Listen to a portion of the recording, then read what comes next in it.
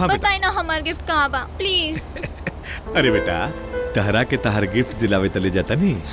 इतना दूर, घर से इतना दूर हमार गिफ्ट दहले बानी।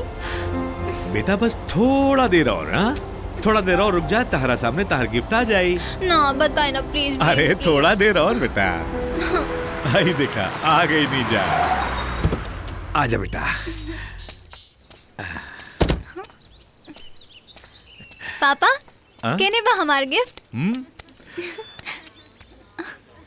ऊ रहल तहार गिफ्ट।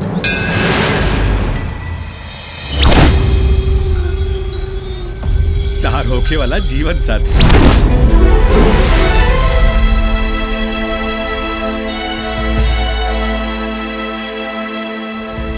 इनकरे साथे तहार बियाह तय कैले बनी।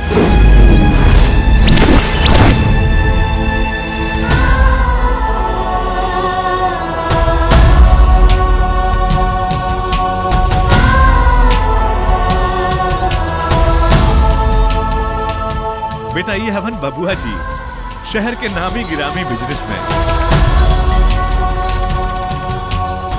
आज बबुआ जी के साथ तहार सगाई बा।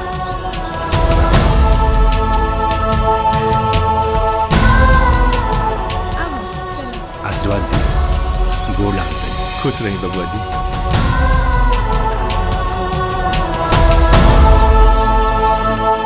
तोहनी के चलल जा, हम आवता नहीं। ठीक है।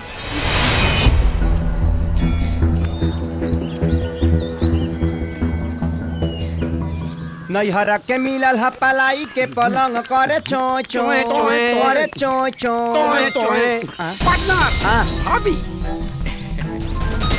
होई देखा सब बतिया खाती कितना पगलाइल बिया। लेकिन इतना जल्दी नहीं उठाएंगे, तड़पाएंगे बाबू। हाला पार्टनर। ये फोन कहने क्यों उठावत? अरे यार एगो कहनी है कि कला सिखा के जो तना गइल। अच्छा तारा पा नैहरा के मिलल ह पलाई के पलंग कर चोय चोय चोय चोय। पार्टनर और तड़प जाने मन हो देख न। तड़पाओ